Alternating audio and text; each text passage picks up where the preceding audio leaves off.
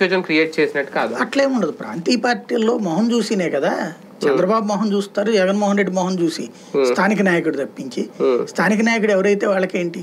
అంతేనా? అందులో ముందే అనౌన్స్ చేసేస్తే డబ్బులు ఆ ఎమ్మెల్యే క్యాండిడేటే ఖర్చు పెట్టుకోవాలి. ఇప్పుడు అనౌన్స్ చేయకపోవడం వల్ల యాస్పిరెంట్స్ అందరూ ఖర్చు పెడతారు. యాస్పిరెంట్స్ అందరూ చంద్రబాబు ముందు తమదైనటువంటి మాకే సత్తా ఎక్కువ ఉంది, మాకే బలం ఎక్కువ ఉంది అని చూపించుకోవడం కోసం తలకు ఒక 5,000 10,000 మందిని తీసుకొస్తారు.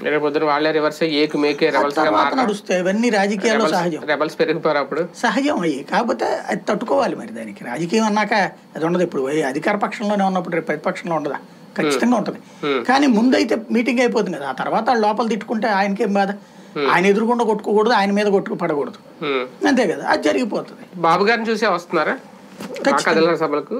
భారీ స్పందన అని చెప్పిన బాబు గారిని చూసి వస్తున్నారా? పవన్ కళ్యాణ్ గారి జనసేన ఎఫెక్ట్ బాగా కలిసి వస్తుంది. రెండు ఉంటది, యాడెడ్ అడ్వాంటేజ్. బాబు గారు ఇప్పుడు తెలుగుదేశం పార్టీ వాళ్ళు 500 ఇస్తే జనసేన వాళ్ళకి 300 ఇస్తే సరిపోతుంది. ఎందుకు 300 కూడా వాళ్ళ చేతికి క్యాష్ ఏమి ఇవ్వకపోవచ్చు, వాళ్ళకి దారి ఖర్చులు, ఆ పెట్రోల్ పోయించడం. ఇప్పుడు జనసేన కార్యకర్తలకి అయితే ఆటోల్లో పెట్రోల్ పోయించడం, లేకపోతే 2 వీలర్లకి పోయించడం, ఫుడ్ అయ్యి ఏర్పాటు చేయడం, ఇదే చేస్తారు అక్కడ ఉన్నటువంటి తెలుగుదేశం క్యాండిడేట్లు. లేకపోతే అక్కడ ఇదే జనసేన వాళ్ళే పోటీ పడుతున్నారు అనుకోండి, వాళ్ళు అదే డబ్బుల్ని ఖర్చు పెడతారు, అంటే దానికోసం ఖర్చు పెడతారు. వీళ్ళకి మాత్రం తెలుగుదేశానికి మాత్రం కార్యకర్తలు, ఓన్ కార్యకర్తలు కాకుండా మిగతా జనం డబ్బులు ఇస్తేనే వస్తారు. ఇప్పుడు సభకైతే 300 రూపాయలు చేస్తున్నారట ఉత్తరాంధ్రలోనూ రాయలసీమలో. కోస్తా జిల్లాలో మాత్రం 500 రూపాయలు తీసుకుంటున్నారట. అది తాజా లెక్కలు. జనవరి అయిపోయింది, ఫిబ్రవరి వచ్చేసింది.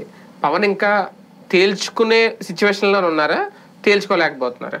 తను కరాఖండిగా ఉన్నారు. ఎందుకంటే ఒక పక్కన తన మీద కుల సామాజిక వర్గానికి సంబంధించిన పెద్ద ఎత్తున ప్రెషర్ ఉంది. ఒకటి ఓటు పోలరైజేషన్ కావాలి అంటే ఓటు ట్రాన్స్ఫర్ కావాలి. ఓటు ట్రాన్స్ఫర్ కావాలి అంటే కాపు సామాజిక వర్గంలో తను తీసుకొచ్చినటువంటి ఒక సెంటిమెంట్ రేగాలి అంటే ఆ సెంటిమెంట్కి తగ్గటువంటి బలమైనటువంటి సీట్లు ఇవ్వాలి. ఆయనకు ఒక 60 సీట్లు ఇచ్చి సీఎం క్యాండిడేట్ కూడా అనేది మేనిఫెస్టోలో పెట్టమని అడుగుతున్నాడు. అది వీళ్ళు ఇప్పుడు వినబడుతున్నటువంటిది ఏదో 55 దాకా ఇస్తామని, తర్వాతన ఒక 4 ఏమో ఎంపీ స్థానాలు ఇస్తామని చెప్పి, ఇంకొకటి ముఖ్యమంత్రి షేరింగ్ 1.5 ఏళ్ళు ఇస్తామంటున్నారు అన్నటువంటి. అది జరిగిపోతే ఓట్ షేరింగ్ చక్కగా జరుగుతుంది.